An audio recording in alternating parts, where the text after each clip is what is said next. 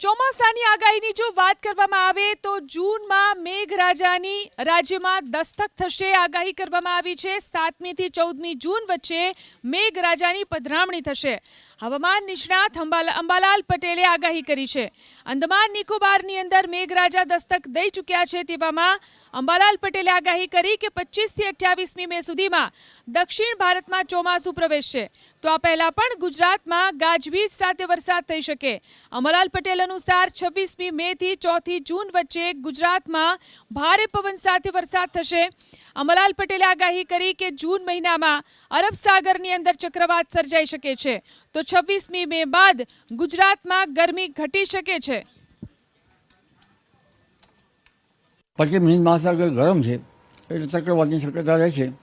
બંગાળના ઉપસાગરમાં તારીખ 26મી મે સુધીમાં ચક્રવાત સર્જવાની શક્યતા રહેશે. પવનની ગતિ